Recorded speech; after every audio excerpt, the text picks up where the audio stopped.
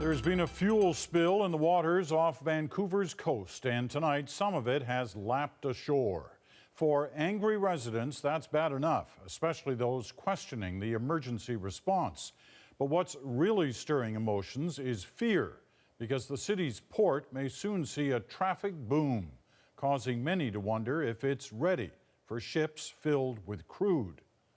Aerial shots give a good idea what's driving the anger and what's at stake. The unnatural sheen of potential danger. The spill happened in English Bay, at least 3,100 liters worth, most of it around one anchored ship, but some finding its way to shore and the sand of a popular West End beach. The CBC's Natalie Clancy is there with the details. Natalie. Peter, the beach is busy, but people are keeping their distance from the water. Officials say you don't want to breathe the fumes or touch it because they still don't know what it is. The spill was first spotted in English Bay last night. By this morning, an oily sheen was clearly visible. This was found on the beach. The slick was first thought to be bunker fuel seeping from this grain ship. But the Marathassa is brand new on its maiden voyage. Surrounded by booms and flying the flag of Cyprus, officials say it may not be the source of the leak. I can't definitively say that it came specifically from that vessel. What I do know is when we boomed it, there was no more emergent oil. We just pulled this tennis ball out of the ocean here, and you can see all the lovely little fuel on there. Herman Dreyer didn't mean to get the mystery substance all over his hands, but he's furious his beloved beach is contaminated. This is a major tourist attraction. We're down here every morning now, and now you guys are going to have this crap. It's sad, sad. Certainly we dispatched our rangers immediately to walk the beaches and make sure anybody with dogs and that sort of thing were keeping their animals out of the water. City officials say the cleanup is well underway. Transport Canada is in charge, but it's Vancouver police, firefighters, and aquarium staff you see on the scene. These biologists are looking for oily birds. A lot of animals have a really hard time cleaning the oil from their skin, so birds are a big one that could be heavily affected, and there is a rich diversity of seabirds in the area.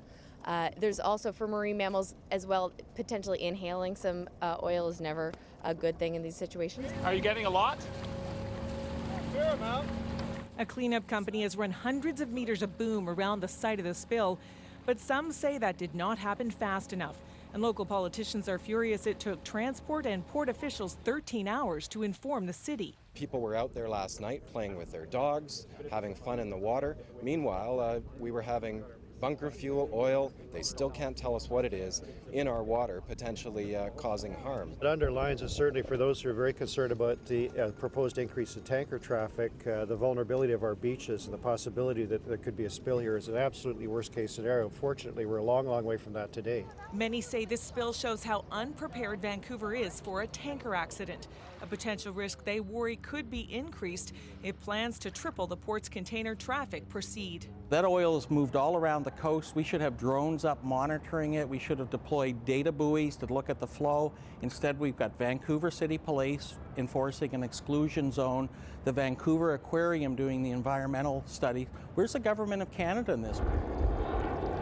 Canada's Coast Guard says it was coordinating the cleanup, but contracted out the heavy lifting on the water. The response last night was commercial. They were the right tool to use in this scenario.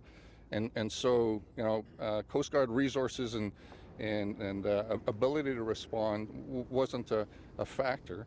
The government says the recent closure of Vancouver's Coast Guard base had no impact on the way it responded to this spill.